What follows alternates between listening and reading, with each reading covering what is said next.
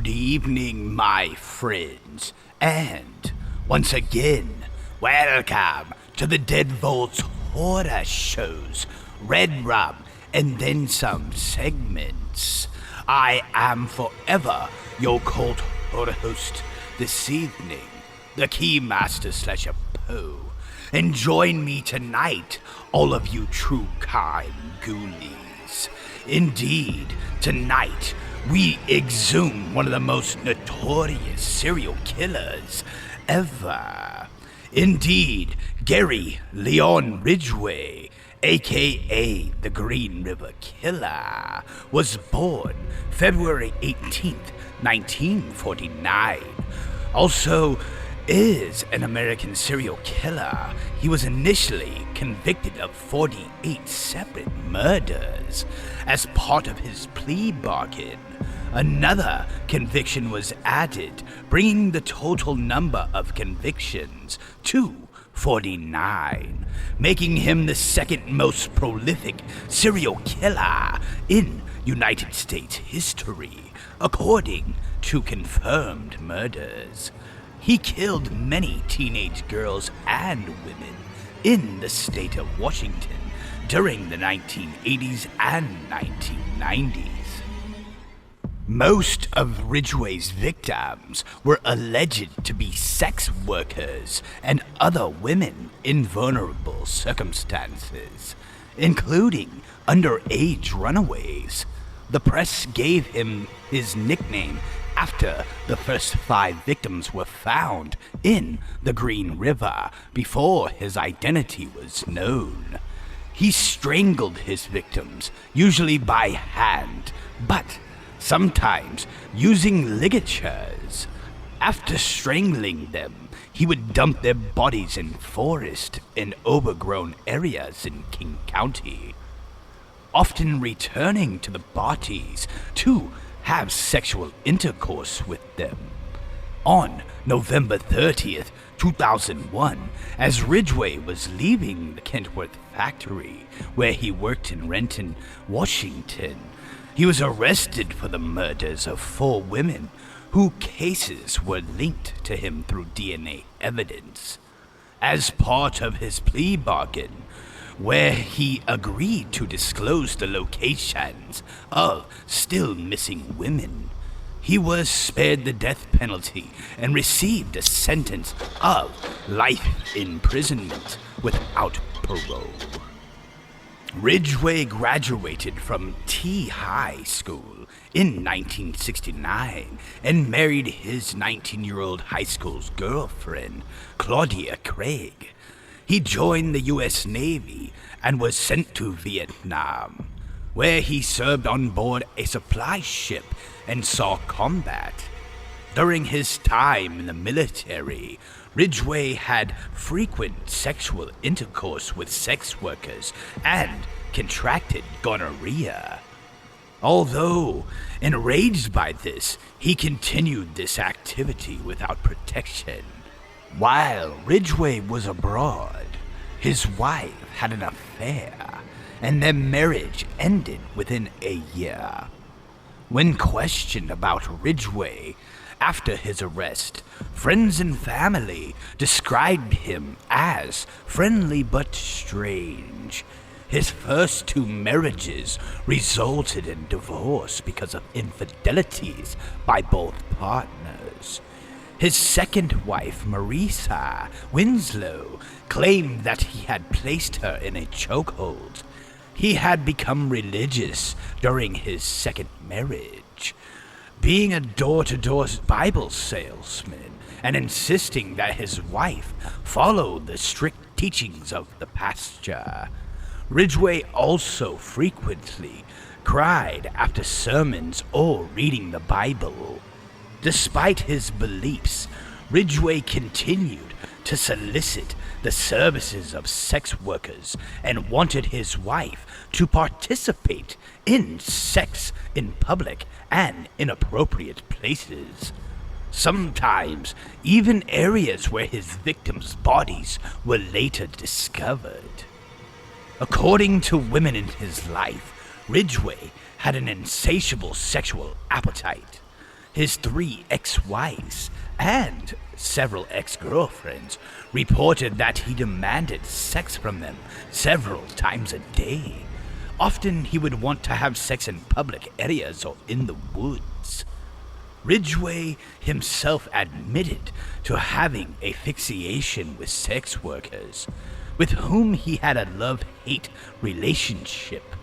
He frequently complained about their presence in his neighborhood, and he also took advantage of their services regularly. Some have speculated that Gary Ridgway was torn between his lust and his staunch religious beliefs. Throughout the 1980s and 1990s, Ridgway is believed to have murdered at least 71 teenage girls and women near Seattle and Tacoma, Washington. In court statements, he later reported that he had killed so many women that he had lost count. A majority of the murders occurred between 1982 and 1984. The victims were believed to be either sex workers or runaways, whom he picked up along the Pacific Highway South. Ridgway sometimes showed the women a picture of his son to trick them into trusting him. They would engage in sexual activity, and after minutes of intercourse from behind, Ridgway would wrap his forearm around the front of their necks and use the other arm to pull back as tightly as he could, strangling them. He killed most victims in his home, his truck, or a secluded area. Most of their bodies were dumped in a wooded area around the Green River and other dump sites within South King County. There were also 2 confirmed and another 2 suspected victims found in the Portland, Oregon area.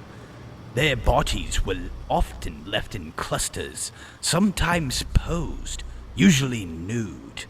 He would sometimes return to the victims' bodies and have sexual intercourse with them.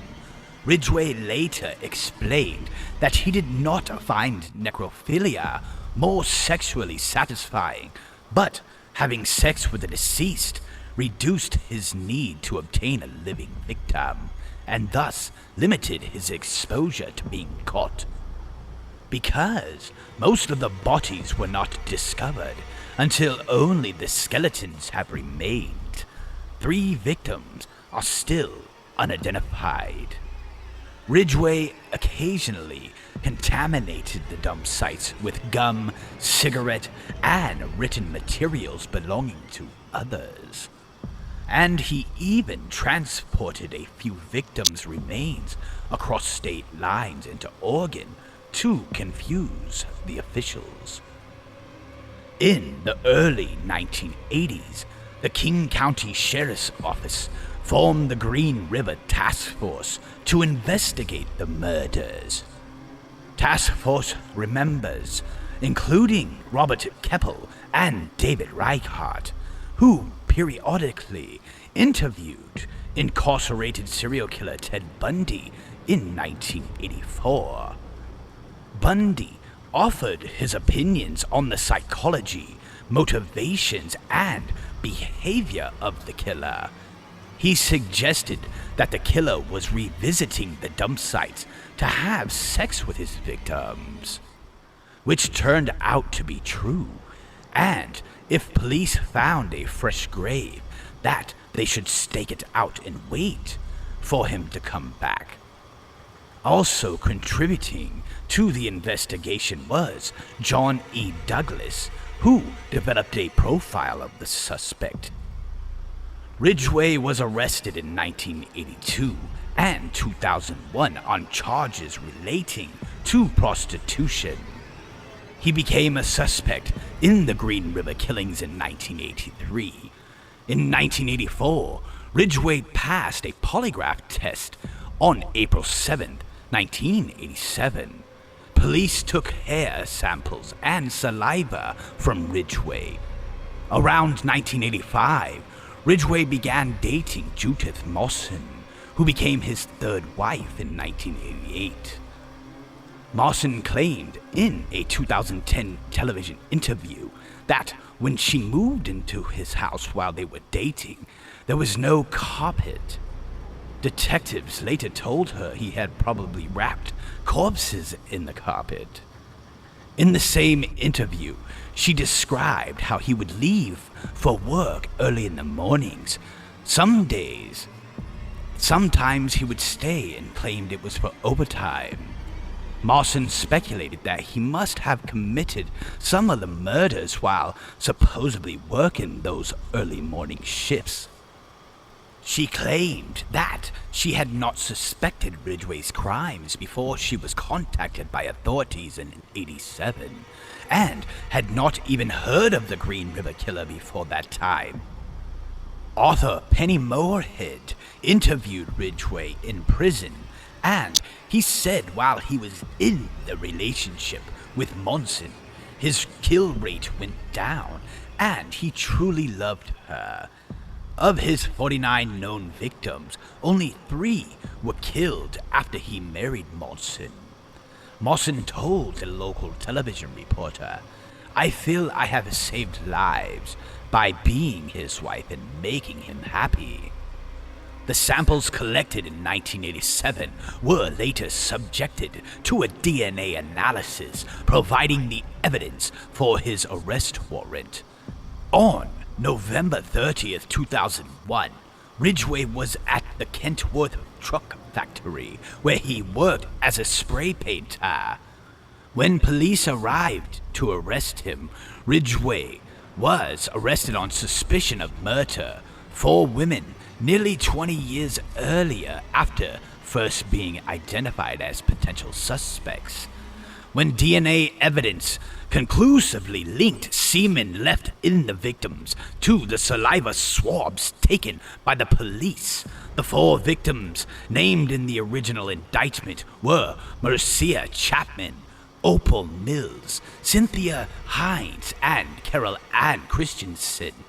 3 more victims, Wendy Cofield, Deborah Bonner, and Deborah Estes, were added to the indictment after a forensic scientist identified microscopic spray paint spheres as a specific brand of consumption of paint used at the Kentworth factory during the specific time frame when these victims were killed. Well, my ghoulies, I hope you have enjoyed this awesome Redrum and then some segment here from the Deadbolt Horror Show. If you would like to exhume the crimes of the Green River Killer, Gary Ridgway, please do so at Google. Once again, my children, thank you for tuning in to another edition of our Redrum and then some segments. As always, I am forever your cult horror host, the Keymaster /Poe. From the depths below, into the fog we all go. Ghoul night, my children.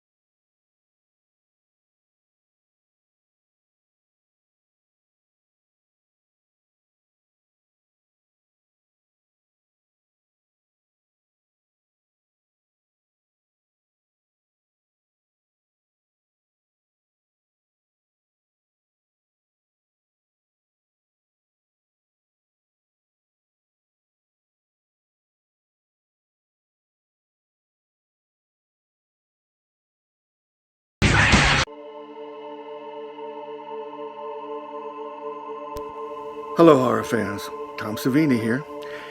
If you're looking for advertisements, production, or distributions, contact butchermedia.com now and get your content seen by millions of viewers around the world on Chop Block TV, on Amazon Fire, and Roku today.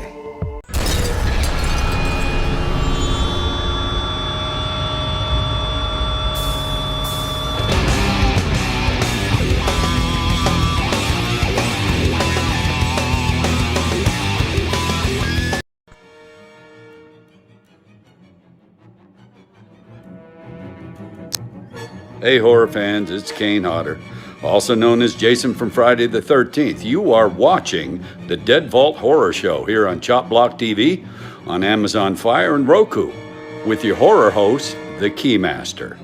Make sure to subscribe on YouTube as well, or I will kill you.